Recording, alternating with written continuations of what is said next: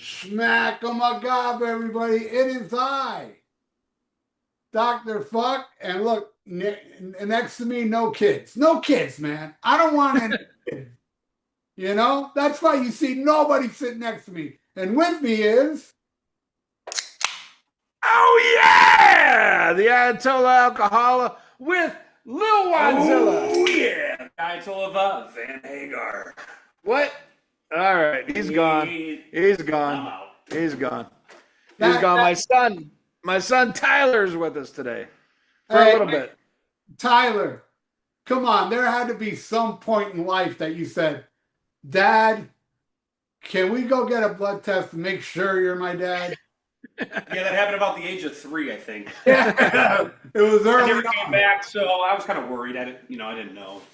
I figured that. Your dad, you may not know this, your dad at the age of 3 was in a movie called Over the Edge, and he's sitting on a park bench going, "Where's the beer, man?" Give me a beer. I wouldn't know that because he was never around, so that's awesome. Yeah. There you go. There you go. Wham, wham, wham. Yeah. What do you do? Awesome. Well, we are here this week. We got to do news and everything, but an episode I picked.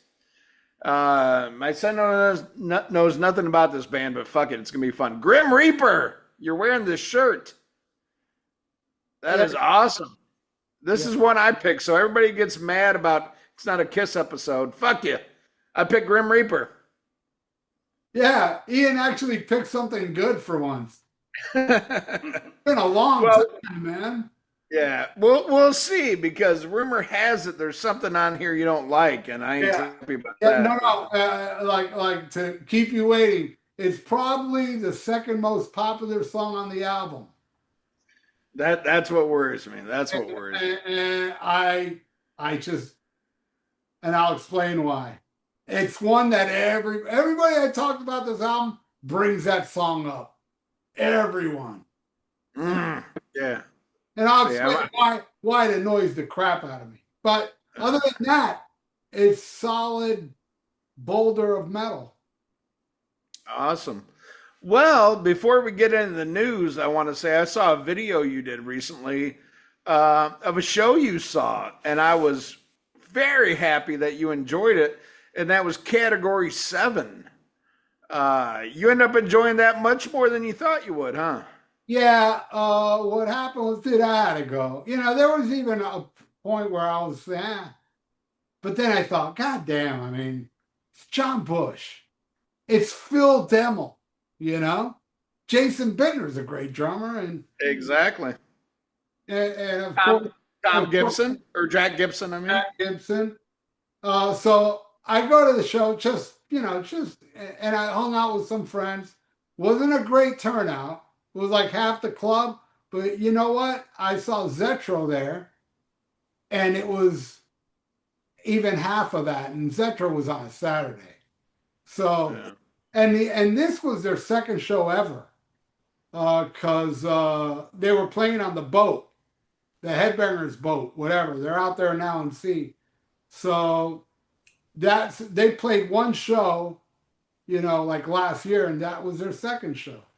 And it was great. They played their whole album, and they ended the show with Light Up the Sky by Van Halen. I saw that. And I'll tell you, I listened to the album when it first came out, did nothing for me. So the day of the show, I was going anyway. I said, man, let me listen. I bought it on vinyl. Let me listen to it again. And I listened to it, and I was like, side 2's not bad. It's better than side 1. Then I go see the show, and I loved it all. And I came back and listened to the album again. And it's like, dude, this is a grower. I can't go on my first instinct. After all, I'm the guy that heard Fair Warning and hated it the first time he heard it. Right. So anyway. Did you see Bobby Gustafson there? I saw he was at the show. Bobby was there. The Beast was there. Oh, Beast Spitz was there? Right on. Yeah, I'm going to see him. He's going to be playing that same club at the end of this month. He has like a cover band, and I'm going to go check him out. Nice. I'm having them over, by the way, in December. Gustafson, Beef Spitz, and Nice. a bunch of other people. We're having a get together at my house somewhere in December. So at the category show, how was Mike Orlando live? Because that's what kind of killed it for me on the vinyl. And maybe, I'm the same as you, maybe because you like side two better than side one. Like, the first side kind of like, that I didn't give the second side enough of a chance. Um, my thing with Mike is that he's just too busy, just too all over the place. In a live setting, was it more well balanced between him and Phil Demmel, or did it definitely lean more towards Mike Orlando? No, no, there was a lot of dual guitar playing on both their parts, but no, Phil Demmel did his solos too. They both shared solos, and I don't know, he was good. He had decent stage presence, not annoying, not Juan Crucier-ish, you know. Yeah. So yeah, he was just a solid player up on stage with everybody. Was a solid player. I will say, Jack Gibson looked bored. I will say, Really? yeah, he just looked bored. He looked like he didn't want to be there. Ah, Yeah. all right. Well, awesome, man. I'm glad you enjoyed, and it makes me want to give the album another shot because I love so many. Like the only one out of that group that I'm kind of on is Mike Orlando because I wasn't a fan of Adrenaline Mob or anything else he did, but all the other guys I'm huge fans of. So I Yeah. will. I'll check it out again. Did you get to meet the band afterwards or anything? Oh, no, it's fucked up is that after the show I left. I figured I ain't gonna meet them. And then my friends that were there, they all took pictures with everybody in the band. So they came out and hung out with people. I Oh shit. I didn't know they were gonna do that, and I was kind of tired. It's an hour drive for me. It's not Yeah. it's an hour, but still. I Did you was go by yourself? Yeah. Well, yeah, Uh, but I met up with my friend Greg. Uh, right. we both went together, but in separate cars. But what was I gonna say? Yeah, I was tired, man. And the show was kind of late. There was two opening acts, and the show started late. The first band sounded like Bon Jovi, man. It was, Ugh. and then the second band sounded like Morbid Angel. It was like a weird balance. Poppy, Yeah. death metal, and Category 7. But yeah, I gotta say, Category 7 was kick ass. They were a kick ass band live. They delivered, and to me, really, the VIP on that stage is John Bush. That guy's voice, man, it's unbelievable. Yeah. Unbelievable. It was hard. The footage that I watched that I saw online, I mean, it's like, what can you tell from somebody recording the shit on their phone? You know, because I watched the main thing I wanted to watch after I watched the review was, of course, them doing "Light Up the Sky," and the footage I watched, I was like, "Fuck, I wish Ralph recorded this," because I knew it would have been much better. But I mean, it's all right, but it's phone footage. What are you gonna do? But I mean, just the fact that it did light up the sky. Because I know they played it the first show they played. Was it Oh, that did they? was it that footage or the footage of the show I went to? It was the show you went to. Well, yeah, yeah. Believe me, you had to be there then. If the Yeah. footage didn't do justice, it was like the last time I saw Ace Frehley. I always say, if Ace Frehley's hit and miss, but man, when I saw Ace Frehley with Alice Cooper, he was awesome. And I started filming. I think it was Rip It Out or something. And he smoked. He was playing better than I've seen him play in years. And people were leaving comments. Man, that sucks. You know what I mean? Because they're seeing it through my phone. Right. Well, Right. I'm going, wow, this is great. Let me capture a little of this. And, so yeah, you got to be there. You got to get the vibe. So Yeah. No, I hear you. I thought they did a really cool job with Light Up the Sky. Yeah. Right on. All right. Well, let's go into the news. We ain't done the news in a hot minute. So let me see what's going on here. Update this shit. Let's see. Nothing. Brian Head Welch from Corn says religion is corrupting the world and has been for countless centuries. And this comes from a man who tattooed Jesus on his left hand or on his right hand so he would stop masturbating. Is that true? Help me. It didn't help my son. tried, but- It didn't help my son, he millennials I went to the left hand. yeah, What are you gonna do? he tattooed Allah. So what are you gonna do? Oh. But no, seriously, that's a true story. He tattooed Jesus on his hand to curb his masturbation. The guy's a fucking rock star. He doesn't need to masturbate.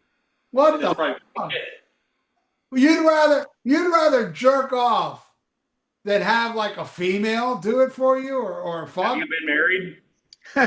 No. No. Okay, well, that makes sense. No, I'm not dumb like you and Daddy. Wadleys, you know. But I think that's funny. He still maintains his he's religious and all this shit. And what the bass player do, the fat Mexican guy, he found some Jesus too. So that's why he doesn't tour with the band, because it tempts him, But religion's ruined everything, Ask anybody who lives in New York, if religion's ruined shit. Oh, well. All right, what else? Can I quote one of my songs? Go ahead. Religion belongs to me. My soul thrives immortality. Bust into heaven. Now your God is dead. Broke into hell and caught the devil and cut off his head. That's my philosophy, Okay. By the fires of hell, the heavens shall burn. I am the thrash lord, and I have returned. Thank you. That's what I'm talking about. The thrash lord, not all this other bullshit that doesn't exist. I'm talking about the thrash lord. Exactly. May I quote another song? A beautiful song called Fist Fucking Metal, which is about fist fucking a girl. The line is, my fist is in bliss, punching in your crotch. I don't know what time it is. I cannot see my watch. And that's what I'm saying. That's what I'm saying. Kill the Palestinians. No, come on. Hey, come on. Let's get off that. Oh, okay. All right. Never mind. Palestinian. You speak for yourself. Yes. I'm into killing cockroaches. That's it. I know. And I should have never said that. They're too stupid to read a fucking watch. Anyway. All right. George Lynch says Ace Frehley wasn't an influence on his guitar playing. Wait. And he says, Ian. yes. I just say something. Can you go? Can you go back to hating the French? Because those people I don't like. We never stop hating the French. Yeah. No. That just continues. It's like Canadians. See, that's in our blood. Hey, Quebec. Fuck you. Yeah. Fuck the French. Fuck the French. I just got out of New England. Fuck them. Yeah. Fuck the French. But anyway, we're gonna talk about Ace Frehley right now. George Lynch says Ace Frehley wasn't an influence on his guitar playing, and I feel bad saying that after he just died. But I think that's important. That somebody like, hey. I see all this shit. It's funny when somebody dies, in internet world, and people change their profile, now their profile is whoever died and all this shit. And then everybody shits on them, right? Says, oh, Mark's safe from changing my profile to this or changing my profile to that. It's like, hey, I'm safe from changing my profile to Ace Frehley, I think it's great that George said that. And he doesn't say one bad thing about Ace Frehley. He doesn't say, anything. He just says, hey, and you got to look at the time frame. It doesn't matter. It doesn't look, Ian. The same shit happened with Stephen Pearcy when Neil Peart died. Right. He was nice about it. He said, look, I've never been into Rush. I think it's sad he died. Not making light. But I've never been a Rush fan.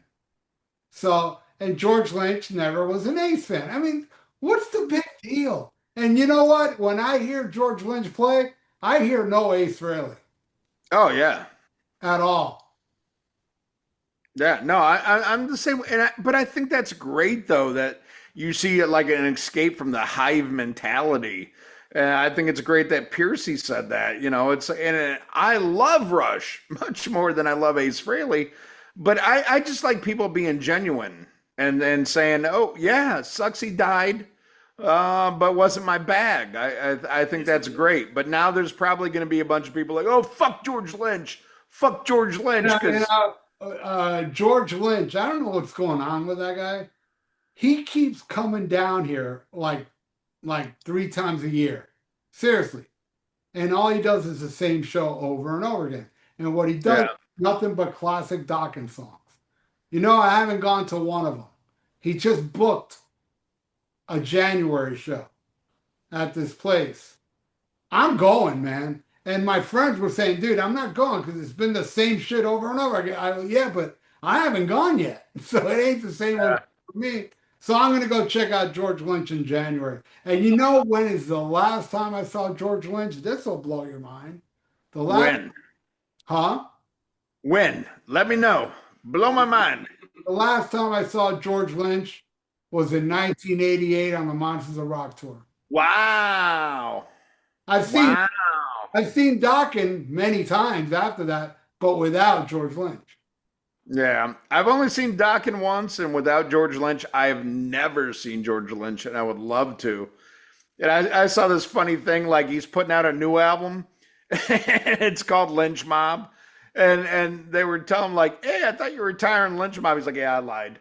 He's just like, fuck it. It makes money. It's the only way I pull in money. I don't give a fuck. And you know what? I don't give a fuck because the name doesn't fucking offend me.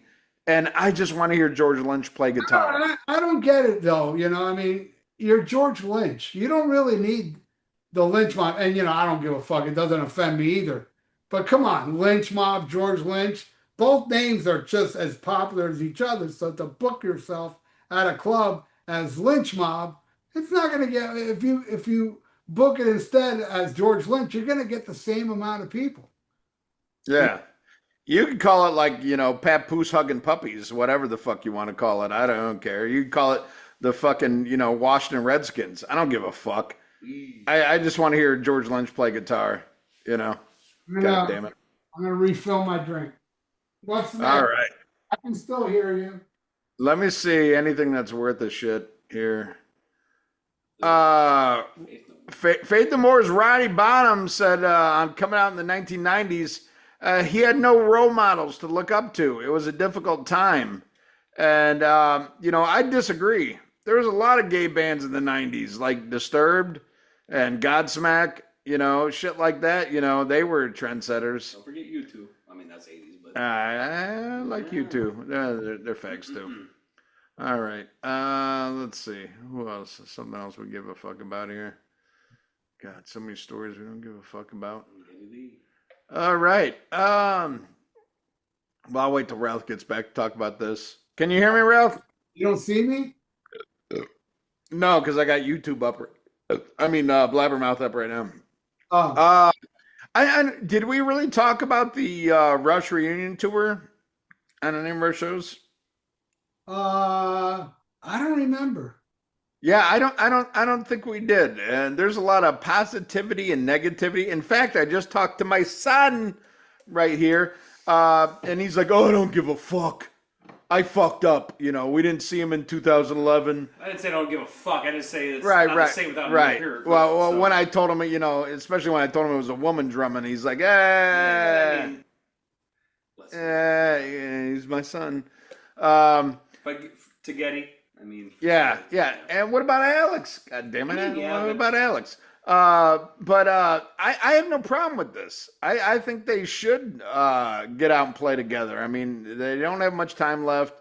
Everybody knows Alex has a lot of arthritic conditions and shit. And as far as getting the new drummer, I don't give a fuck if it's a dude or if it's as long as you can drum that shit, that's all I care about. I give a fuck about anything less. Where it's going to get weird, do they record a album of new material? That could get weird. But then again, I'm one of those guys. I love the first Rush album, so I don't give a fuck. I'd like to go, but a lot of people are complaining about the ticket prices. Ralph, have you bought tickets or do you plan on buying tickets to go see this Rush 50th anniversary tour? And I'm even afraid to see the price because they just booked a show here at the Hollywood Hard Rock, which is that little venue. Like Paul McCartney played there, and the cheapest tickets were $1,000. And the same Stones played there. It's a little venue. Guns N' Roses played there. That's where I saw Metallica for the Johnny. Oh, yeah. They booked the show there, and I'm like, oh. And my friend Danny, he wrote me about it. He goes, oh man, Rush is playing the Hard Rock. And I go, bro, those tickets are going to be insane. And he goes, I'll see what I can do. So hopefully Danny will buy me a ticket. But yeah, I mean, if he does, fuck it. I mean, you would go, right? I mean, I would go, but I would totally go. But I hope that Rush doesn't play none of their metal songs because they got a chick drummer. And the only metal a chick drummer should be into are pots and pans.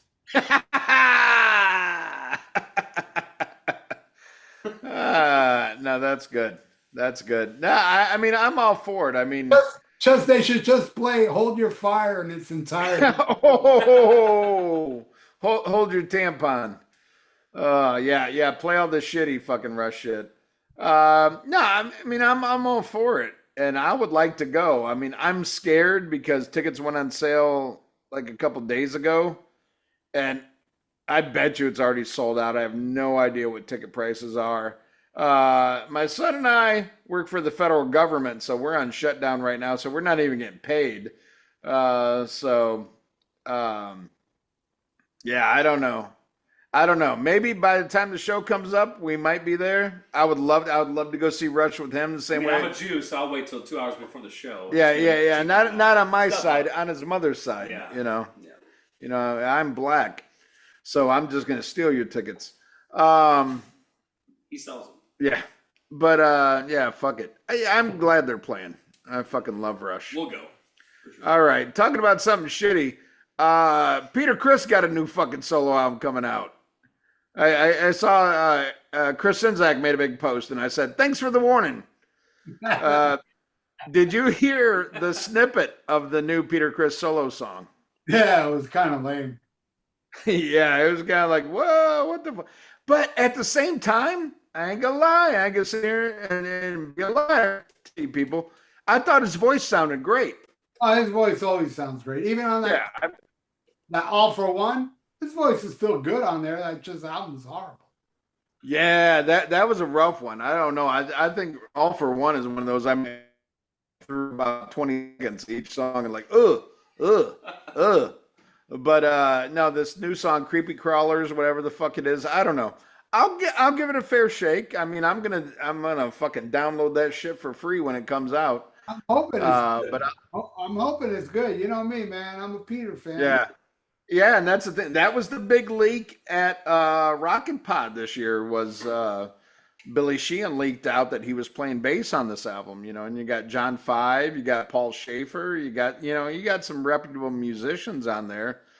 And I'll never doubt Peter's voice. But it's just his musical taste. Is it going to be the kind of Sugar Papa likes, or is it going to be the kind of Sugar Papa likes? All right. What else we got going on? The John 5 collaboration worries me.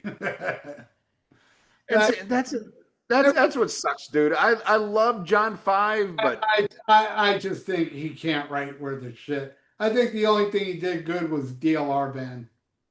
I was just gonna say it. Well, I think that's proof he can write, but it's like, he keeps joining bands and finding situations where a good guitar player is not needed. You know what I mean? It's like crazy. Like I have his last solo album because my friend works in a record plant. I didn't dig it. I didn't dig it. It's like whatever. I don't know which one that is. I've heard a lot of his solo shit and I dig it. But it's like having I don't know. All the bands he joins, it's like having a very qualified fucking accordion player in Slayer. You're not needed. You know, move on. Wolfgang Van Halen says he hasn't finished reading Alex Van Halen's memoir yet. Says it's tough for me to fully interact with, and I get that, man. That's got to be some weird shit to read, you know. And he talked. I bought the new Wolfgang Van Halen CD. Yeah, what'd you think of that crap? Uh, Pretty good, man. Oh yeah, you like it? Okay. I liked the first three songs. Then it's not that good, but Yeah. it starts off pretty damn good, you know. And Well, that's good. he's incorporated some of the tapping thing, but he does it kind of like original his way. It doesn't sound like Dad, but you can tell it's tapping. And I dug it. I dug three songs. I gave the CD. I'm gonna give it another chance. I gave a CD several chances, and it's like, man, it starts off good, and then it just becomes kind of repetitious Foo Fighter crap. You know what I mean? Yeah. Yeah, and that's the thing. And I mean it's fine. He's so much younger than us. And like if that's what his generation likes, whatever, go for it. I don't give a fuck. You're never gonna be your dad. I know you're never gonna be your dad. So I don't hold him to that caliber. I just know what he's put out now. It ain't my bag, you know. I'm over that shit, you know. Never be my dad. Yeah, have fun. Thank God. All right. Overkill. Here it We'll is.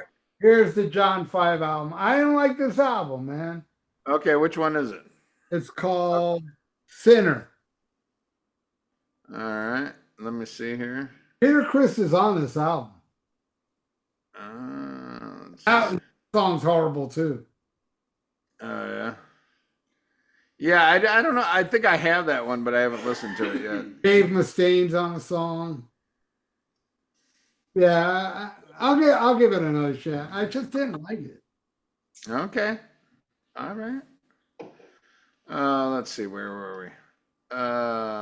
Okay. Yeah. So Overkill, going to be recording their new album right at the end of the year, which we're right upon. Excited to see what they do with this new drummer. Loved when they had Jason Bittner drumming. Even more so, as much as I love Jason Bittner and I'm a huge Shadows Fall fan, I loved Ron Lipnicki even better, the drummer he replaced. But they got this new guy. I don't know what the fuck his name is. I mean, ultimately, who gives a fuck? I just want to hear a new fucking good Overkill record. And I did go back and listen to, I know, you were kind of shitting on the last couple Overkill albums. I went back and listened to Scorched, their last one, and really, really fucking dug it, man. And sorry you didn't, but I appreciate your honesty, you know? Well, to me, it's becoming recycled garbage, you know? What you don't Yeah. like about the New Testament is what I love about it. It's not that Yeah. recycled garbage Testament's been doing for a while. Yeah. New album, to me, is, and you know me, man, I'm not one to fucking praise Testament if I didn't really feel it. Yeah. What, did you listen to the whole album? I have it. Oh, well, and you dig it, huh? I bought the CD. Yeah, I love it. Yeah. I love the direction. It's to me, it's their heaviest album since The Gathering. It's very heavy. Yeah.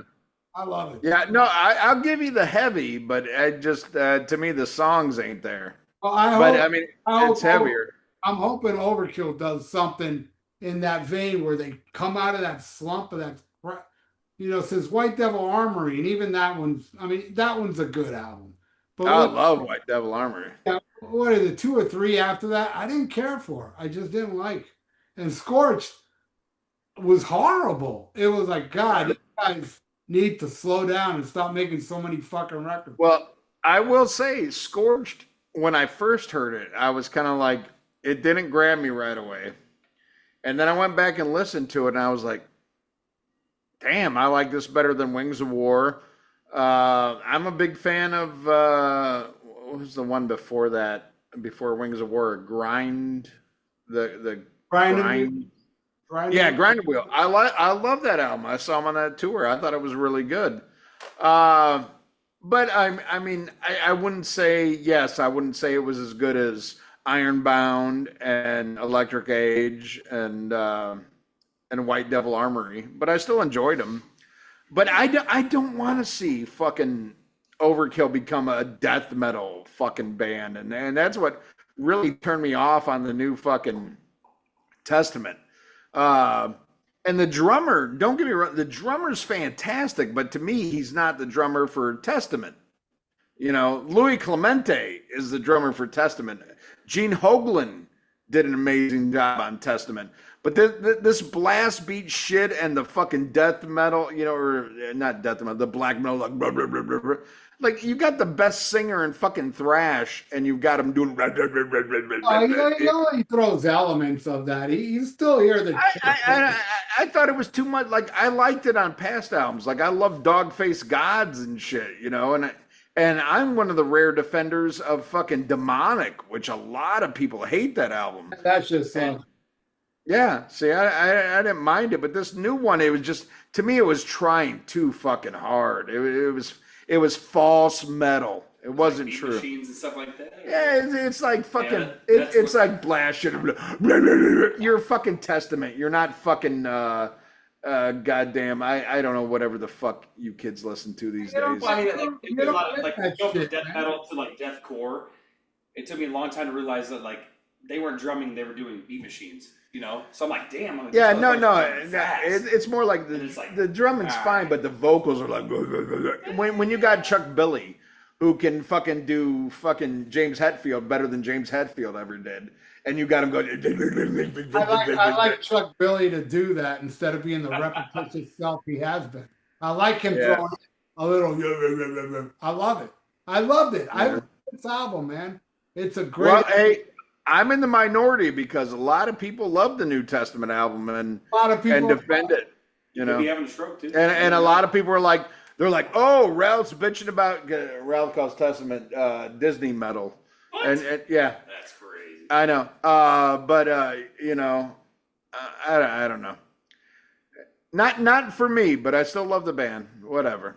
Disney metal. That's a stretch. That's a big. Yeah, stretch. yeah. I think Overkill's Disney metal too. Oh, okay. We're gonna stop here and move on to the next fucking story. Where you Start yelling. piss me off. All right, what do we got going on here? They're the safe thrash bands to like, the safe ones. Like, Oh my God! when people you go, know- oh, who should replace who in the big four? Everybody says either Testament or Overkill. Nobody says Dark Angel or Because fucking. Dark Angel Yeah, I sucks. say that's. Yeah. Dark Angel sucks. That singer That's sucks. why you don't like the New Testament. People that dig Dark Angel, That's true. get it. You don't. No, that's true. And it's purely the singer from Dark Angel sucks. Fucking Sean Killian sucks. Might be a nice guy. I don't wish him no death. Ain't no Sammy Hagar shit here. Don't get me wrong. Ooh. Don't get it twisted. Don't shit the deck. Just the vocals leave a lot to be desired for me. Music is great. Music is fine. But vocally, like, oh my God. Yeah, You know. I get it. You feel a certain way. There's certain things you don't like. Yep. And hey, I'm glad you like the New Testament, you know, because at least somebody's enjoying this shit, because it ain't this Testament loving motherfucker. I'm like, send that shit back. All right, what do we got going on here? Fucking nothing. Nobody gives a fuck about. I mean, Hawthorne Heights. That's Yeah, Hawthorne Heights. I got your Hawthorne Heights swinging. Oh God. Let's see. Oh, Bad Company's Simon Kirk says he and Paul Rogers will play 2 songs at the Rock and Roll Hall of Fame. Oh, they were inducted? Yeah, they got inducted this year. Yeah. How long they yeah. been eligible? 30, 40 years already? Yeah, about 40 fucking years. Fucking cool. Which is because I didn't know the extent of Paul Rogers' health conditions. He's really like not in a good place. So I'm curious to see how this plays out. You know, and you know, Boz Burwell's dead. Mick Rouse died. Curious to see who they're gonna play with and shit. Simon Kirk, you know. right. That's Seems to be, yeah, probably Testament. Probably looking out there, feel like making love. You know, we'll see what happens. Let's see what else going on here. Oh God, nothing. Oh, Ralph, you want to get talking about shit? Tell Ralph about Tool. Ralph hates Tool. That band sucks ass. Oh, Ralph, See? I hate you, so that's okay. Oh, Children of Bodom, that's good. Oh no, they suck too. Okay. They really their first EP is amazing. Yeah. Opiate. He likes Opiate, but that's the only Tool he likes. I don't like it. I love it. He loves Okay. Volbeat, that's for sure. Oh no, he does not No, like yes, he Volbeat. does. No, he doesn't. Volbeat I saw live. That shit was terrible. Did they pay you to go there or what? Oh, They were opening for Metallica. Yeah, see yeah. yeah, that's how bad fucking Volbeat. I mean, how bad they suck. Metallica says open up for me. That's some Disney metal. Is fucking Metallica. That's Disney metal to the core. For sure. Metallica's total Disney thrash. Starting with fucking Injustice for All. That's a game changing. That was the beginning. The dawn of Disney thrash is Injustice for All. Ralph, shut the fuck up. I mean, you're gonna piss me off right now. I'll tell you what. And then after that, they became Nickelodeon thrash. Yeah, no, I agree with you there. They bounce back with Saint Anger. I know. No, What? he's kidding. He's drunk. We had to sit through a Raiders game. We're very inebriated. No. Fuck that. I love Saint Anger. Saint Anger sucks. Saint Anger. Oh, that shit. You know why he loves Saint Anger? You know what? I grew up with that shit. So I mean, like, and I say this all the time. Like, he grew up with horrible fucking Metallica. No, you did, because you grew up with you, Ian, you grew up with horrible Judas Priest and horrible Ozzy. Okay? No, and I totally, and that's what made me see that is that opened your eyes. It did, because that's one thing that I've noticed. That's why I left my son. Whether it's music or movies, it's like if you're with something from the beginning, it's harder to take when it starts sucking than if you just discover it later and you can digest all this other shit, you know, because bands that I love, like Metallica, I discovered through Ride the Lightning, the second album. So I saw the gradual pussification and I couldn't take it. Whereas Iron Maiden, I came on board with Somewhere in Time and I liked it. So I feel like I was able to, like everything I could digest and I could understand and it made sense to me. You know, where he grew up, you know, with 90s Metallica, it's the same thing. So I don't think that's where I like initially grew up though. I mean, like, obviously that was the era, but the albums I know most was Kill 'Em All, Injustice, Ride the Lightning. Not at first though. Maybe not that got me into it, but I think that's one of the ones I respect the most. Right now, but I love to give you shit. Like, I love Load, I love Reload. Yeah, I love S&M. Yeah, that shit's horrible. Days. Horrible. And I love Saint Anger. I do love Saint Anger. A lot of people give me shit. That was one of the first concerts I went to. I think with my buddy Tyler. Yeah. So Ian, you couldn't find a coat hanger back then? Well, they were plastic. They broke off really easy. Yeah. That's like the transition between metal and plastic. But you know what? My dad said the same shit about the shit I listened to. You know, he said everything I listened to sounded like Bad Uriah Heep. You know, he told me fucking. He told me King Diamond sounded like a fucking canary. Well, I mean, you know, see, your dad is a prime example. Your dad looks at your music like I look at yours. Your dad would look at the shit I like and would laugh at it. He would think it's garbage, you know? And then it carries on. Then you came along. Trickle down effect, right? Yeah, everybody just hates every. But to me, it's okay. It's okay if you like shit that sucks. I don't give a fuck. You know, I don't have to care if you like I hear that every day from my dad. Yeah, he's like, it's cool that you like it. I think it sucks. I was like, no, and the moral of the story is You get to enjoy insane anger. Me and Ian don't get to enjoy it. So you win.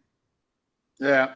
No, and that's the thing. It's like I tell them all the time. It's like Shoot me again. I just ain't dead yet. just because I hate.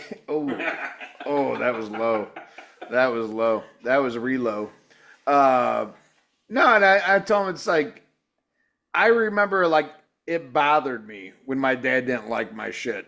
Absolutely. Because I loved his music so much. Like, all the shit my dad turned me on to. I'm like, why don't you, it took me a long time to get over that because it's like, I like your music. Why don't you like my music? And then I just got to the point where I didn't give a fuck. And that's why, like, the shit he likes that I don't like, I'm like, hey, as long as you enjoy it, have fun. If you get something out of it, great. I think the harder thing is because my dad was never around when I was growing up. So, like, Here we go. I'm trying to connect with them, and it's just like, fuck, well, that band missed. So, do you like Well, I Death left. Cab for Cutie? No. Okay. I left because you listened to shitty music. That's what drove me away. Aaron Carter was good back in the day. No, it wasn't. I don't know. Hey, hey, that's not cool. You left your son because that, Ian. I keep No doing shit. I keep doing the show with you, and you like shitty music. Well, you're a better person. But Yeah, I'd be. Hey, trust me, I'd be a better dad. yeah, sure. But I do like. Me and my dad do agree on some music together. We love a lot of the same music. Would I like my dad to love some of the stuff I do? Sure, absolutely. That'd be cool. He don't. He's very set in his ways. You know when That's Ian, cool though. I don't care.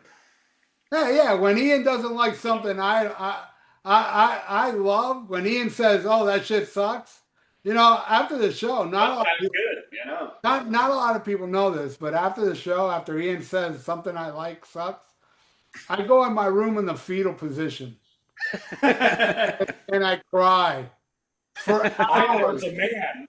for hours because Ian doesn't like what I like. For sure. The guy that loves "Without You" by Motley Crue doesn't like what Good song. Yeah, there you go. And you like glitter. Yeah, no. Here's the thing. I'm in the fetal position, crying, going, "I love glitter," and he loves "Without You," and so on. Nah, it is what it. But I just love that he loves heavy shit, and he likes a lot of like Heavy. like deathcore, like shit. I'm no way into. Core metal. It don't matter. He likes all, and I'm like, what the what- fuck? But I could listen to fucking, Steve Vai, the next day. It doesn't matter. Like, I just love music. That's how. as long as it's not country. If it's country, yeah, throw it out. But My nephew's the same way. My nephew loves a lot of that war metal stuff. Like he always goes to shows and he films it and then he shows it to me the next day. Yeah. And I'm like, check out this band. I'm looking at it, I go, yeah, it's your shit, man. I can't get it. But it's his shit. That's what the kids are into, that type of and it should be that way. As long as you don't hate. If you don't hate, no, and it should be like music. I think that's pretty cool. He should be like, until he comes home in a fucking Sammy Hagar t-shirt, we're good, I saw this enjoy guy. I saw this. I do love Humans Being. Twister's one of my favorite movies, so I will All right. respect the Hagar. All right, well, but yes, I think somebody I saw say something interesting on a podcast the other day. As you know, like the band I dislike the most out of any band I've ever heard in my life is Slipknot. Slipknot. I can't stand that fucking band. This guy said the other day, and he's not a Slipknot fan either, but he made all the sense in the world. He said, look, Slipknot's getting kids into metal, just like I got into metal because of the Black Album. Mm-hmm. The Black Album, as much as I dislike it, it turned there's a lot of kids that listen to Black Album, then they went for something heavier, And Slipknot's the same shit. I may dislike Slipknot, but what they're doing is good. They're turning kids into metal, But you know what? I am kind of selfish too. I don't give a fuck about the survivor of metal. I don't care if metal survives with the masses or not. I don't give a rat's ass. I'll always love, and there's still great new bands I love, like Traveler. There's a lot of great metal bands out there, brand new metal bands like Midnight Priest, that are just amazing bands. But they're not big. They're never going to be big. They're never going to come to South Florida. That's even But I better. They're not big. but I still love it. I don't give a fuck if it's big or not. People are just so fixated with, oh, we got to do this so metal will get out. Rock and Roll Hall of Fame will let people know, that like Cheap Trick got in. Oh, now that Cheap Trick is getting in the Rock and Roll Hall of Fame, they'll be more respected. They're still playing the same fucking places they were before they were in the fucking Hall of Fame. Who gives a Yeah. I mean, too many people are into acceptance, but you're really in for a disappointment if you want metal and even hard rock to be accepted. It's dead. Our music is dead. I Nobody. disagree. I think it's coming back. I do. Hey, you can say it's coming back, I think it is. I think it is. but before it comes back, it's dead. For sure. Honestly, like I would say, like from 2014 to 2021, yes, I would agree with you. I think it was dead. Now, dude, I disagree, man. Well, no, Maybe not like in like like the '80s hair metal and shit like that. Yeah, it might be dead. I mean, there's a lot of people that respect that music, but I think like in my era, like my generation, I think a lot of the core metal is coming back. It's huge now again. but I'm not talking about. Yeah, of course, but I'm talking Yeah, about maybe my. Drake, no. I'm talking about my music, not core music, the shit I'm not into. My music's dead. It's dead. I It's don't think fucking dead. You know what else is dead? Ace Frehley. Ace Frehley. Ace Frehley is dead. Let me tell you, it offends me you say Ace Frehley because I love Ace Frehley a lot, and it's very offensive that you say that. But I am an American, and I will fight for whatever the fuck you have to say, even if I don't agree with it. Well, I just want to let people know that he was laid to rest in the Bronx in New York. I didn't know that. There was a memorial service attended by the surviving members of KISS, and there is also a donation thing, like in lieu of flowers. If you want to send money to his daughter, who he left fucked because of all the bills he left unpaid, you can donate to that. So He didn't mean to do that. I don't think Ace Frehley wanted to die. Well, really, look at him. really, I don't know because that cherry Hey, medicine. shit happens, man. The guy had a bad gambling problem. Gambling's a disease, just like drugs and everything. I'm dealing No, with. no, you know what? I'm half black. Sickle cell anemia is a disease. Gambling, go fuck yourself. It Yeah, affects no, us all. okay, whatever, dude. All You're a complete right. idiot. You're a complete idiot there, but whatever. I'll give you the right to be an idiot. All right. I love that. Well, I'm gonna go pee pee. You talk to my son, Ah, and then we're. shit. Yeah, I know, I right? know. Right. Well, you've been doing so good so far. I don't think so. We'll let the community decide that. I'm gonna go pee. Come back. We're gonna talk about some fucking Grim And Reaper. here's Duran. Yeah. I'll be right back. All right. You talk to the common folk. You like Duran Duran? No. I mean, they're all right. Really? It's a fucking boy band. I mean, It is a boy band. Come on. I mean, you're young. You don't know. I mean, But when I think of boy bands, it's way different than what you think of no, boy bands. yeah. Because when Motley Crue's a boy band to you. no, when I was a kid, that was a boy band. All the chicks went crazy for Duran Duran. They were pin up little pretty boy bullshit. Fuck that band. Your dad's into them. So, I mean, next time your dad goofs on you, remember, he likes Duran Duran. I'm kind of scared. What do you think about Tears for Fears? That's fucking terrible. Oh. I hate all that shit. Everything took a turn for the worst after 1984. After 1984, everything went to shit. Even bands I liked went to shit after 1984. I'm an old fucking guy that yells at the clouds and tells people to get off my lawn. I don't give a fuck.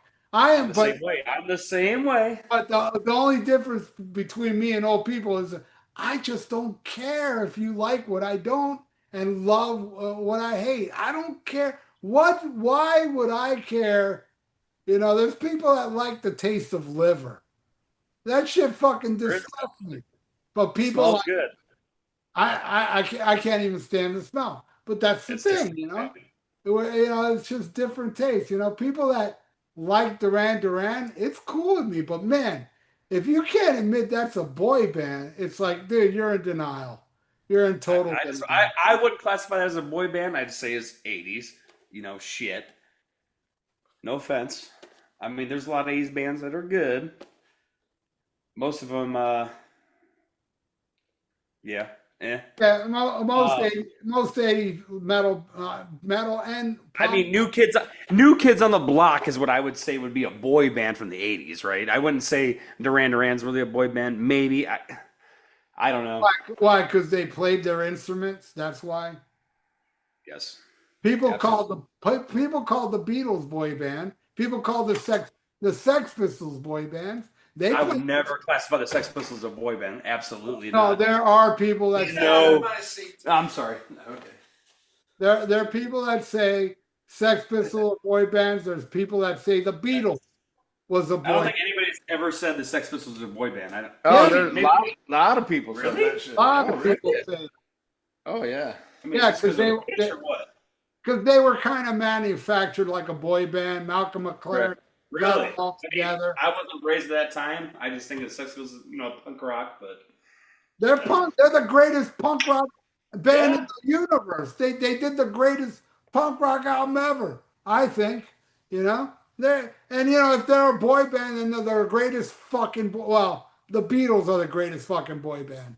Then the Sex Pistols. And But not then 98 degrees. Duran Duran's a shitty boy.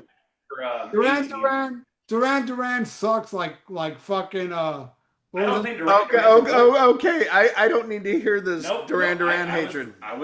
Duran Duran's a good band. I think so. They're not a boy band I'm just kidding. just because they're queer. Hey, at least they play their own instruments. That's- Unlike Ace Frehley, who has Steve Brown play him. well, he's dead, so Yeah, he can't play. yeah. Well, fuck him. That's what you know God you know admitted. hey, here's a rumor I heard. What's that? I heard for a while now Ace was really pissed at Steve Brown. I For heard what? For that album or what? for taking credit for the album over Ace. Oh, that I believe. That I believe because I saw a lot of shit with Steve Brown. Like, oh, I did this, I did that. Yeah. I could see that. Ace got pissed about that. Well, yeah. I mean, I don't think Ace was going to work with him again. right, but in Ace's defense, at least he could blame Cherry Medicine on Steve Brown. That shit's terrible. But yeah, and to think that's not even the worst song on there. Oof. Remember I don't like to think that illy upon the dead. But Remember yeah, the- you bring up a good point. Remember that other song on the album, Constantly Cute? Ooh. Oh, Oh, the motherfucker just died, and you're gonna bring up constantly cute. Oh my god, that's fucked up. Well, at least I don't call him AIDS Frehley. Fuck you. That's funny and topical. He did love shit shoved up his Hey, ass. it offends me. I don't like it. It offends me, but it does make me chuckle. I admit, I chuckled, but I'm still offended. All If right. you can't hate music, you can't hate her. All right. All Be right. fair. Well, this is gonna be funny because my son knows. Unfortunately, I'm such a bad father. He knows nothing about the band we're about ready to talk about, and that is Grim Reaper. Great parent, great parenting there, Ian. Yeah, I know. I F. So should I But- get cigarettes or what? Yeah. But this is a band that I picked. This is an album that I picked. And we've been doing a long stretch of normally I'm just like, yeah, whatever Ralph wants. I'm like, fuck this. I want some Grim Reaper, god damn it. and I've got an interesting history with this band and how I like discovered them, then avoided them, and then discovered them. Um, but let's get into it. Ralph, how did you first discover Grim Reaper? I remember it vividly. I was skipping school. I was with my friend John. We went to his house, watched MTV 1983, and they played that video, maybe like 2 in the afternoon or so, and it blew my fucking mind. I mean, come on. I mean that video is so metal. Fuck Beavis and Butthead, by the way, when they watched it. Now, Beavis and Butthead was a big cause of metal dying in the 90s because they hated metal. But anyway, I loved it. I didn't think the guy's face sucked. You know, that's what Beavis and Butthead were saying. His face sucks. And that scream at the end, Beavis and Butthead, you're a bunch of posers if you can't get into this song. You're two little fucking posers. That guitar solo, man, that dude's awesome. Very pop. Nick Bocott, that's his name. Yes, yes. And Steve Grimace. What a voice. I was supposed to see Steve Grimace and the COVID happened. And then he died after that. Sucks. I never got to see even Grim Reaper back in the day. They never been to Florida. So I never had the privilege of seeing him. But what a song, and the way he holds that note at the end is one of the greatest moments in traditional metal history. Love See You in Hell. Favorite song off the album, by the way. Nice. Well, I discovered them probably around 87 when the last, traditional Grim Reaper came out, Rock You to Hell. I remember seeing Rock You to Hell on Headbangers Ball. And I liked it. But it was so different, this was an era when it was all like, the MTV, the hair bands and everything. Much heavier, much different. And I dug it. And I remember going to a used record store and I went to look for Rock You to Hell and they didn't have it, but they had C. No, nice. And nice. Fear No Evil. Oh, nice. Nice. And of course, the one we're talking about tonight. Nice. Nice. So I liked Rock You to Hell. Great album. It was so different. I'm surprised you say that because I thought you would hate Rock You to Hell. No, man. Great catchy shit. Lust for Freedom. Oh, yeah. No. Something vampire. Night of the Vampire. What are you talking about? It's traditional metal. Well, I mean, compared to the first, two, Rock You to Hell is much more commercial. Not really. Yeah, okay. I'll give you. It's a little more catchier, but it's still metal. It's not fucking Hysteria. You know what I mean? Oh no. But I was surprised because I was listening to it today and I was like, for some reason I was like, I bet you Ralph hates this one. But anyway, so I liked the Rock You to Hell video and liked the song, but it was weird, this is 87, everybody's a pretty boy. Everybody has all this shit.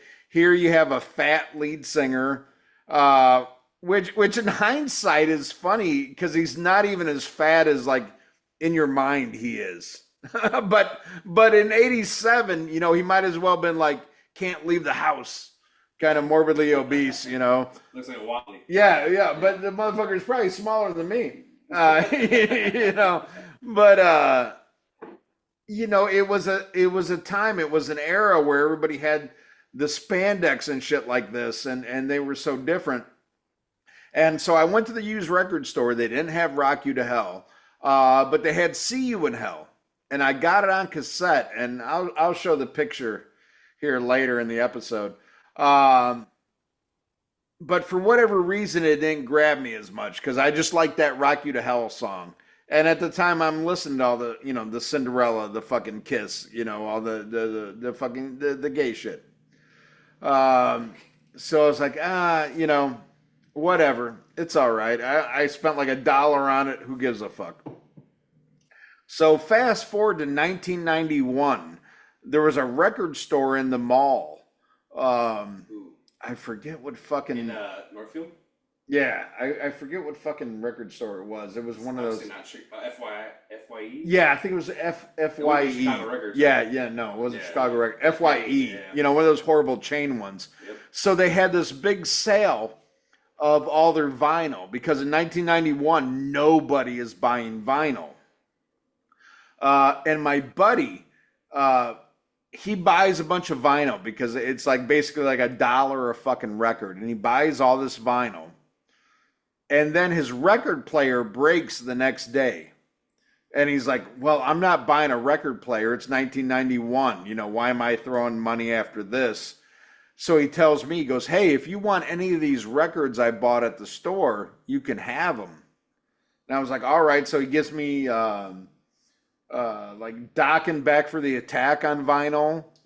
I forget what else he gave me, but one of the ones was See You in Hell by Grim Reaper. And I'm laughing as I get it. I'm like, see, I remember Grim Reaper, you know? And just as a lark, I put it on my record player and I'm like, oh, fuck, this kicks ass. This kicks ass. And even though I thought it kicked ass, it was still kind of like in the background thing. And then on side 2, when Show Must Go On comes on, I was like, whoa. Made me reevaluate the whole way I looked at the record. I was like, God damn, this is kick ass. And then I went back and fully appreciated, you know, all of the fucking Grim Reaper shit. And really made me a fan. And it's just it's an era of fucking metal that's long since been dormant. I mean, there's modern bands, you know, you could say like Night Demon, you know, and shit like that have elements of Grim Reaper and shit like that. But I mean, they were just so like new wave of British heavy metal. You know, and it's lo-fi production, but what sticks out with this band is the heart. I mean, you hear that like through the bad production, through all this, you hear these English guys that just love heavy metal, and it comes right across. And I think it's fantastic. And I miss that shit about, you know, like the era I came up on. I wish more bands listened to this shit instead of fucking, you know, the Babies or like other shit that cock rock would turn into. You know, I wish it was more shit like this. And then when Steve Grimmett started in the late, I think it was like 2016 or whatever, he started his own Grim Reaper. It was cool, but it was still not like, you know, classic Grim Reaper. But to me, it's just traditional fucking heavy metal. What you say is your favorite era of heavy metal, Ralph, and I agree. My favorite form of music, period. Yeah, this shit's just fantastic. But let me set some dead soldiers around here and grab my notes, and we'll get into this one. Oops. Well, I already told you what I feel about See You in Hell, so you talk about that song. All right. My opinion of this first song. Some classic shit here. Sounds like it was recorded on a Mr. Microphone in the back of a Radio Shack while they were on the verge of turning it into a Spirit Halloween. But it works. God damn it. Take Deano Maiden, a dash of Priest, Venom Sound Guy, and Chris Farley fronting it, and you have Grim Reaper. God damn it. I fucking love it. It's just metal. It's metal as fuck. It's cheesy as fuck, but it's metal as fuck. It's the kind of metal I love. I think it's a absolute masterpiece. See You in Hell. Great one. All right. I'll take the next track, which is... Oh, fuck. Did I... Oh, hold on a second here. Bear with me. I'm drunk. Let's see here. There we go. All right, next one. Dead on Arrival. Love this fucking track. Oh, God damn it. Goddamn computer. Dead on Arrival. Love this one. Not Letting Up. This track slams. Again, wish more American bands took this approach. This song was written about, what's the guy's name?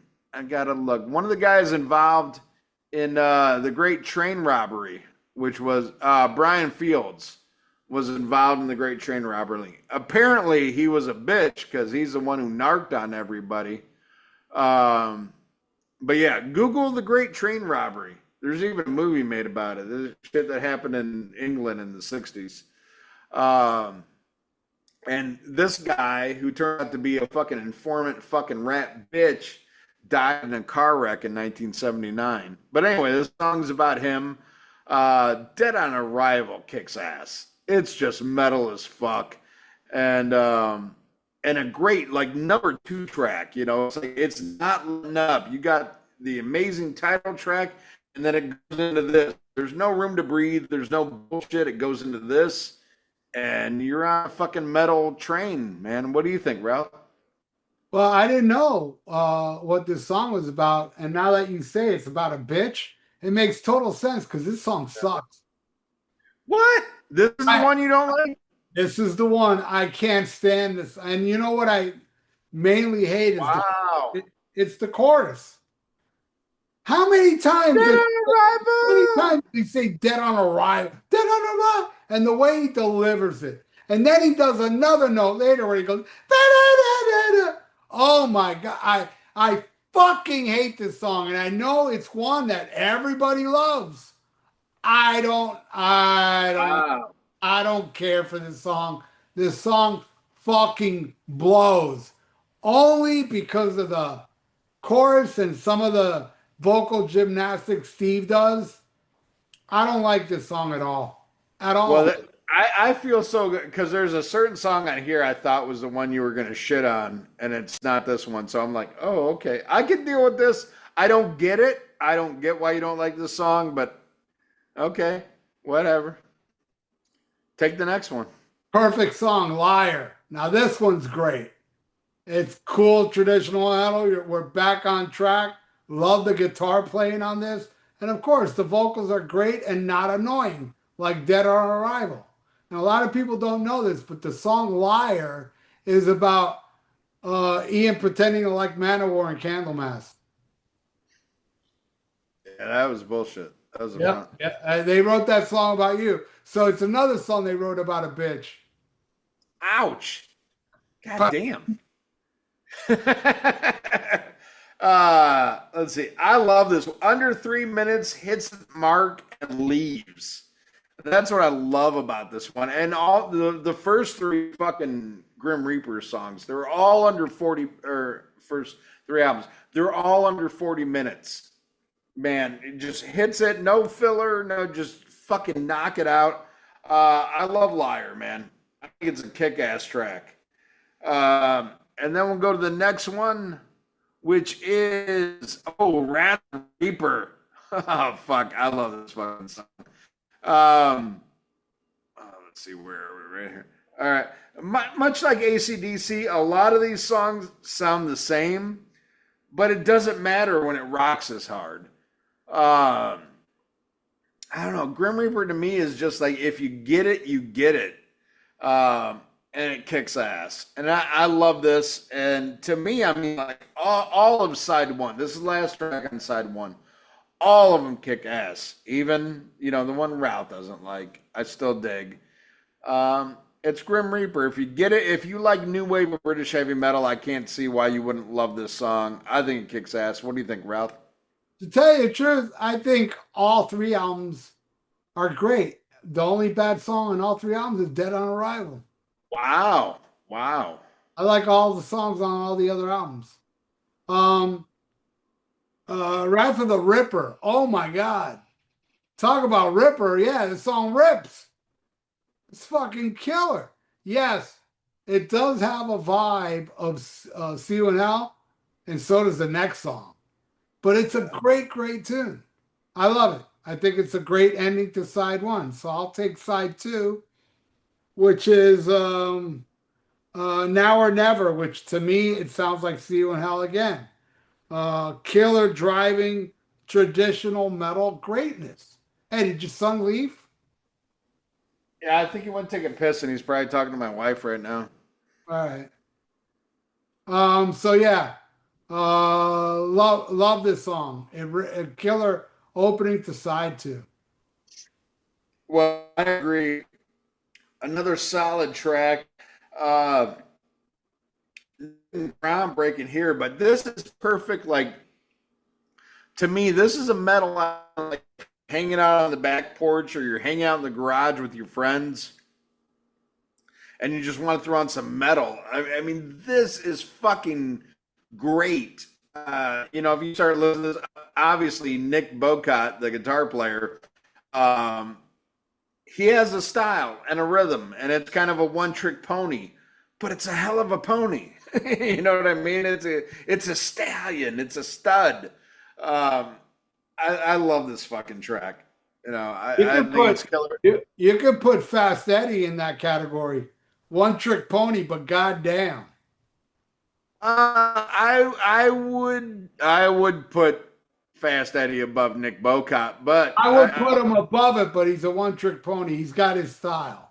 yeah, yeah. And it's unique Uh, and awesome. all right. Well, next track, which is "Run for Your Life," and oh my God, if you like Iron Maiden, particularly Paul Diano era Iron Maiden, you're gonna love this one. I put Maiden Worship.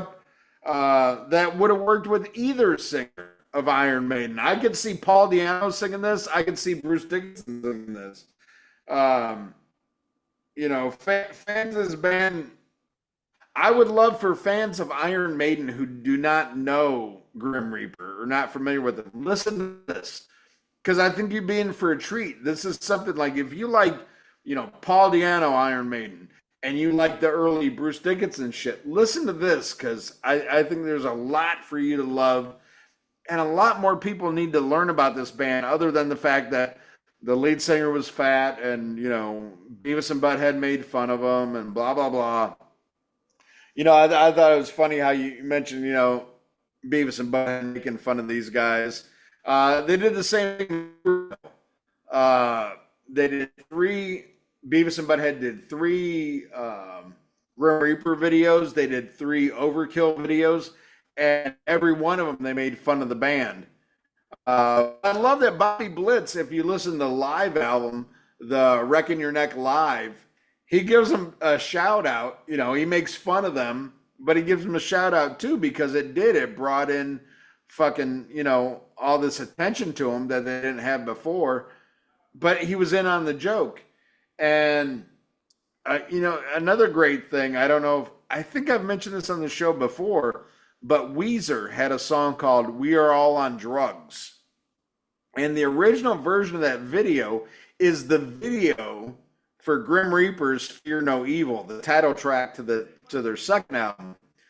And they showed the same video from start to Oh finish. yeah, I remember that. Yeah.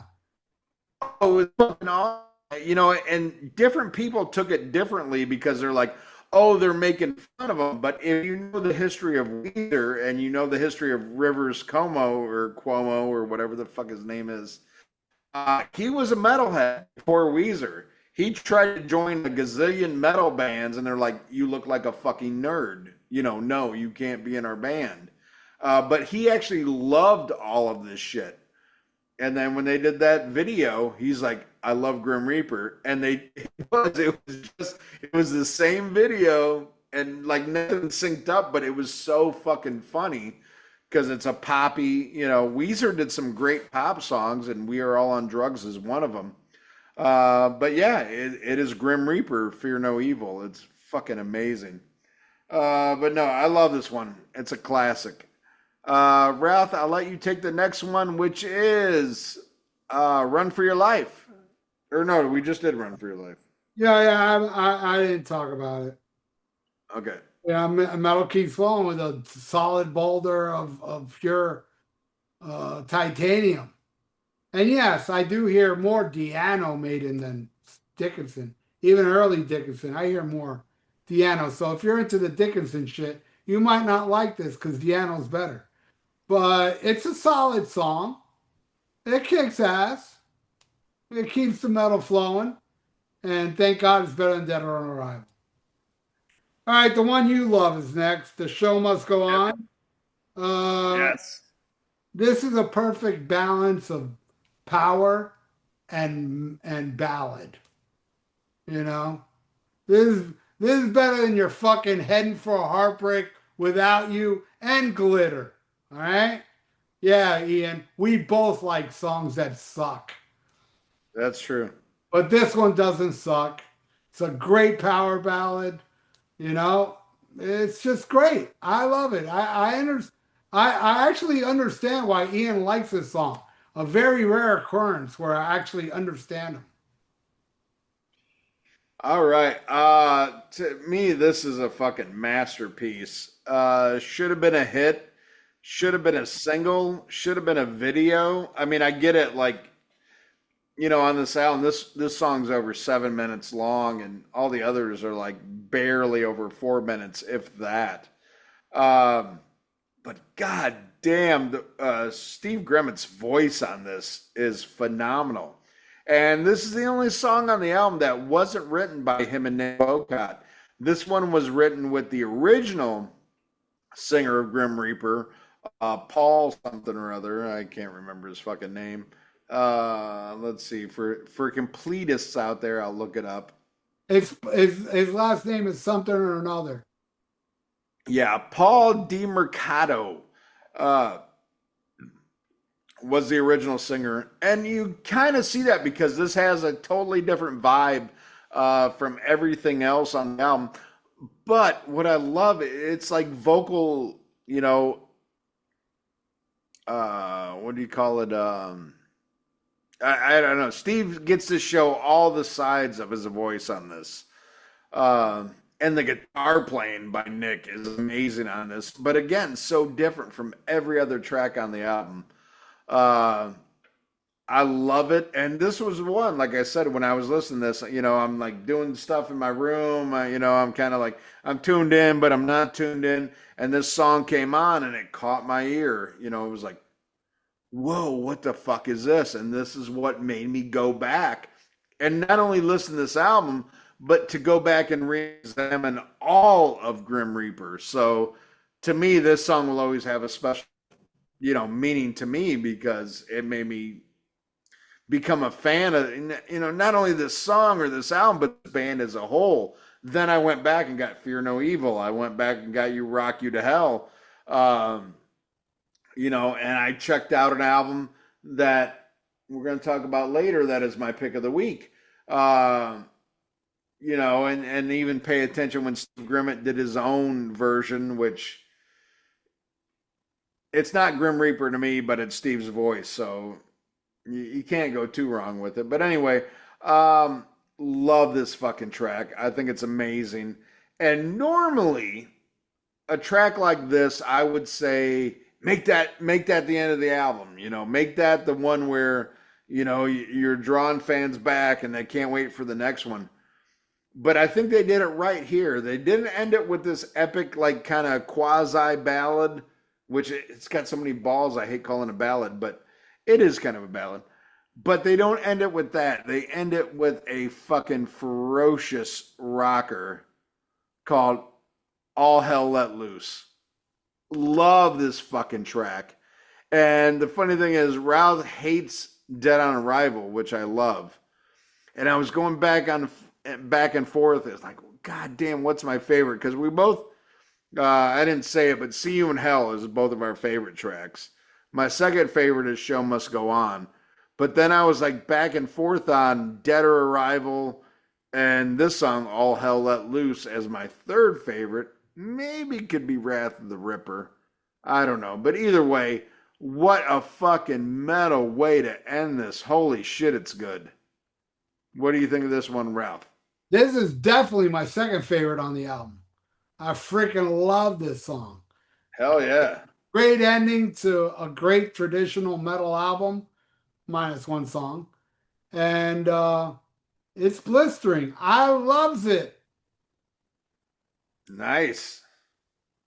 Nice. Did you ever Did you ever check out Steve Grimmett's Grim Reaper? The two albums he did with that lineup? Yeah, it was all right. It wasn't bad. It was. I didn't buy them, but I heard them. They're okay. Just all right. And I just recently got, I didn't listen to it, but I just got it today. Uh, was an album called, what's it called? Whatever, anything to do without hell, uh, which is kind of a joke. That was supposed to be the name of their fourth album, but they never recorded it. This is a band that had a lot of issues with the record label, which was Ebony Records in the UK. In the US, they were on RCA, which wasn't a good record label to be with in the States if you were a metal band. I mean, there's very few. I can't think of any other metal band that was on RCA. But Triumph they had closest. was Triumph on RCA? Yeah. Okay. Um, so yeah, they had a hard time. Like even this album was released in 1983 in Europe, but wasn't released till '84 in the U.S. Then I must have Uh, skipped school in '84 and saw that video. I could have sworn it was in '83. well, you might have seen the video, but as far as the record being released, it was or unless you got it on an import, but it wasn't released in the states until 1984. Um, so yeah, you had this one in '84. Fear No Evil was in '85, and then Rock You to Hell in '87. And Rock You to Hell was held up like Rock You to Hell should have been released in '86, but they had so much label drama. It was 1987. Uh, and basically that's why the band broke up is because they had so much shit with the record label. Um, but I love this shit, man. It's traditional heavy metal. Like Ralph always says, his favorite era of music is traditional heavy metal. And I think this falls in that category. I think it's amazing. Uh, Great rock that a lot of people either don't know or, they easily dismiss because of, Beavis and Butthead made fun of them. And it was an odd time. I mean, they had this amazing singer but he was overweight in an era where everything was about visuals and everything, how pretty you were. And the guy had the pipes, but not the body. What are you going to do? But this guy was metal as fuck. I mean, even he lost a leg in like the late teens and still came out and performed in a wheelchair, and would go on stage with a false leg and shit and all this stuff. Unfortunately, he died, I believe, in 2019 or something like that. Um, but what a voice, man. What a goddamn voice. Amazing. Steve Bocott would go on to work for Guitar World magazine. I mean, for any of us who used to buy, I mean, I was one of those who I bought it, Hit Parader religiously in the 80s. And then in the 90s, it was all about Guitar World, you know. And he worked for them. He worked for Marshall Amplification and all this shit. Um, just a killer band. But that mix up of fucking, Steve and Nick, that's Grim Reaper to me. Even though, yeah, I've heard some good shit that he did with his version of Grim Reaper, but nothing beats the original.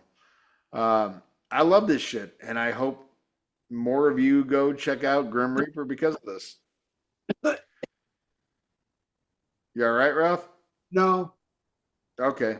Do you got anything you'd like to add about Grim Reaper? no.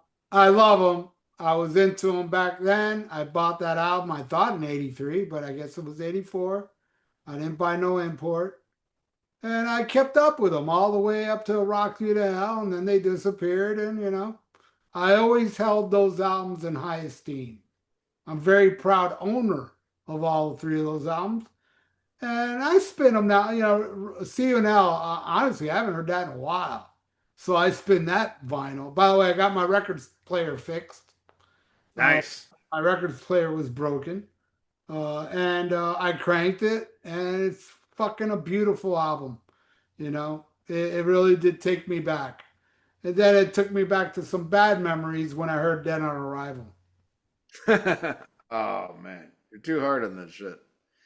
All right. Well, now it's time to go to pick of the week. And do you have one, or do you want to just fling your arms like an octopus and grab one? Yeah, tell me.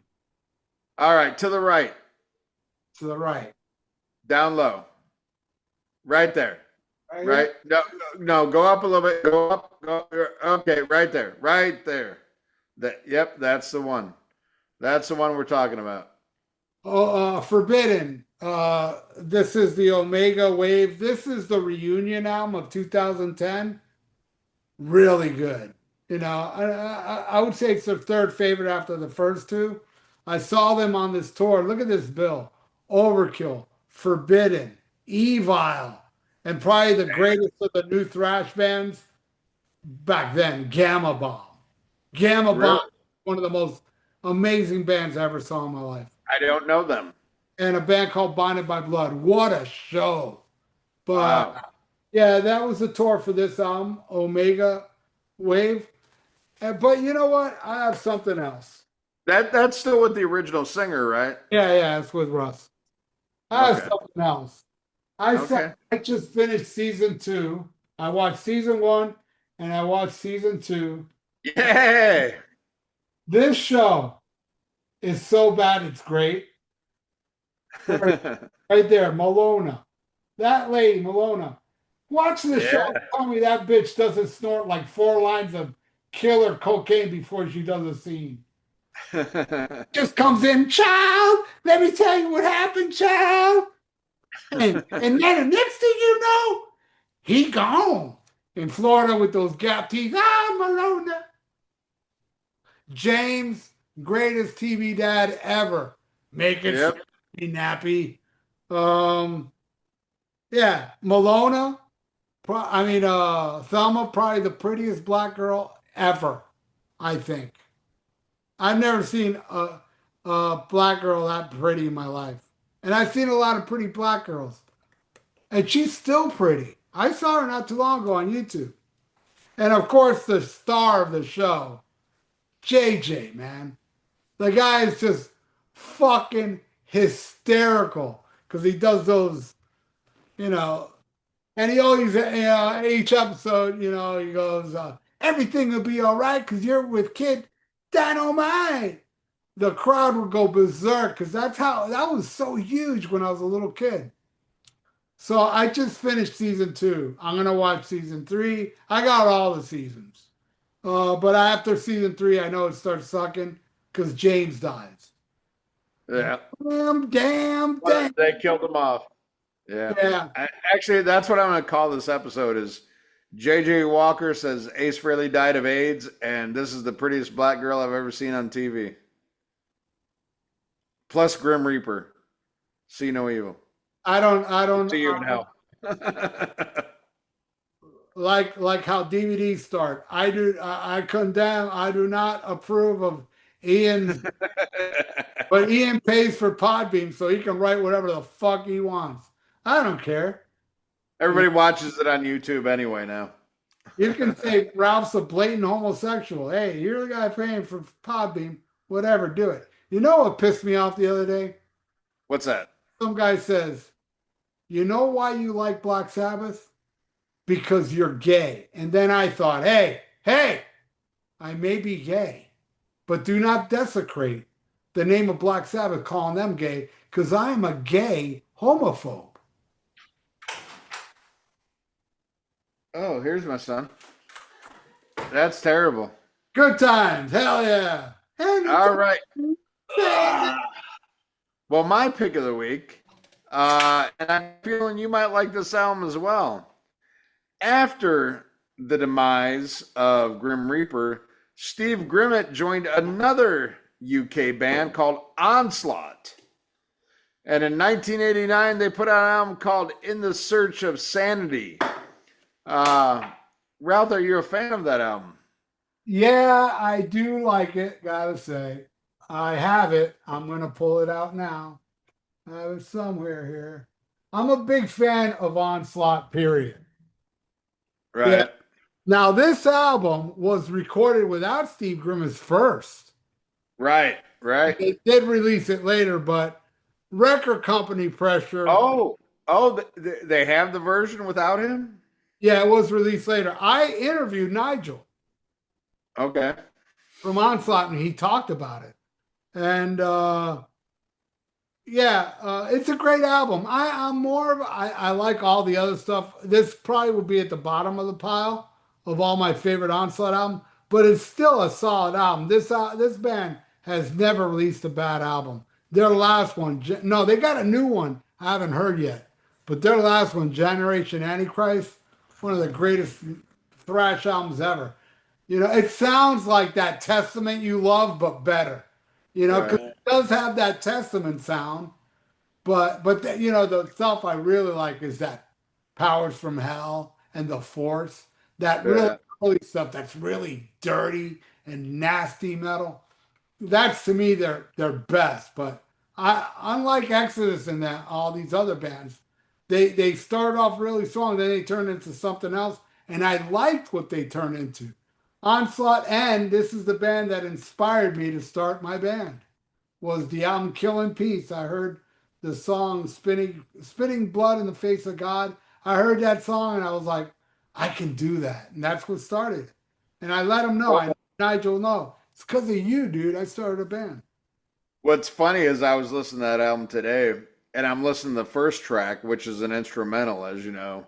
Yeah. And I'm like, I bet this shit's driving Ralph nuts. Like get to it already, because I know how you are about like songs that like, okay, this should be part of this.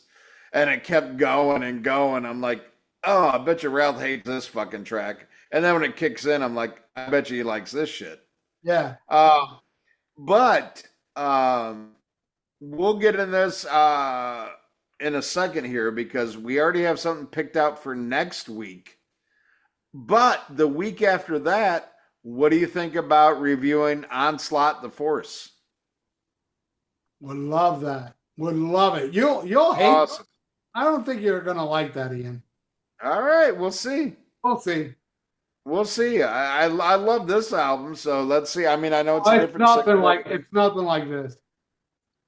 All right, well, we'll check it out. How about that? Got a special surprise episode coming up next week with a special guest, and then the week after that, we're going to do Onslaught the Force. Right. Sound good? I'm down for that. Hell yeah. All right. All right, my son's finally back. Son, Hey. do you have a pick of the week that you would like to tell people to check out? That you would like? Don't embarrass me with that Chevelle shit. Say something good. Honestly, like if we're what we listened to today, I would say King Gizzard, Gaia. King Gizzard and Lizard Wizard. I mean, King for Gizzard and people- the Lizard Wizard. Very, it's hippie fucking metal, all kinds of weird shit. Great. Yeah. Great band.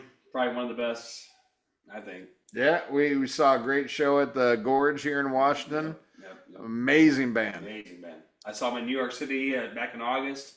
2 nights. They did one with orchestra, then one, regular band, and it was. Yeah. Amazing. And you know how much I hate orchestra. But Springs suck. great band. Yeah. Good pick. All right. Well, now it's time to go into Fan of the Week. And Fan of the Week is going to be our special guest next week. I'm trying. Yeah, no, it's not Terrence. I'm trying to bring out Gabriel. Is it Vallejo? Do you know how to? You're Mexican. It's Scribble. Well, I know it's DJ Scribble, but I'm trying to pronounce his last name. Fuck that. Correct. It's DJ Scribble, and that's all. All right. DJ Scribble is going to be here next week. He's got a new book all about Megadeth. But it's kind of a weird, like, it's not like a direct history of Megadeth. It's about Megadeth from a fan's perspective and all this other stuff. It's a very unique way to go about a book, and I like that. As much as I love like books that go chronological and blah blah blah and all this shit, he did something different, and I respect that. And Scribble's been around here for a long time, man, and he did an album where he sampled our show and all kinds of shit, and he's something else. And you just said he did like a remix of one of your songs, Ralph? No, the whole freaking album. Oh, the whole album. The whole Okay. album. He took Thrash or Die's Polar Holocaust and turned it into an R&B album, and it's freaking genius. Actually, I actually put it in my iPod and listened to it on my walk the other day because my friend Elsie reminded me about it. Because she posted some Thrash It Out and then she put that in the comments. I was like, oh my God, R&B and Die, man. I got to listen to this on my walk. It's genius. The way he did it, it's genius. The songs sound nothing, they're R&B songs with my lyrics. It's just amazing. I got to say, it was Scribble that was on the Mark Alvin Taylor show when Mark Alvin Taylor told Scribble, I treat him like shit in Nashville. I think that's the book Scribble should have written. A book called Bullshit about Mark's tall tales about me in Nashville. That'd be awesome. Well, I cannot wait to have him on here next week. We're going to talk about Megadeth. We're going to talk about his book and a amazing album that surprisingly we've never done. So here's a little sneak peek. We're doing Peace Sells. The best Megadeth album, hands down. Yes. With Scribble, talking about his book. That is next week. And then after that, we get Onslaught the Force. So how about that for fucking coming at you live? How do you like those apples? Yeah. Ace Frehley died of AIDS. Deal with it. I don't like that you say that, Ian. I'm offended. Okay, bye. Now I got to go in the shower because I got sand in my vagina. Thank you. I cleaned it out. All right. Well, if you enjoyed this episode and my son, come back next week to the Rock and Metal Combat Podcast. I'll be back if you let me have you. If not, talk shit. I don't care. Oh, man, I'd say go for another blood test. You got to make sure. You got to make sure. I'm way better looking. Yeah, I know. He's still good looking to me, my son. I got a Juno. So it's kind of make much sense, but yeah. The milkman was a good-looking dude. You can't say that. You got to say Palestinian. Ah, fuck Palestine. It's my kid. Assalamu alaikum. And smack him a gob. Yeah, fucking boom. That should be good. Outro. All right, brother. Ralph. Bye. Hey, it was great having you, dude. All right. Love you, brother. Yeah, so next week, I'll set up with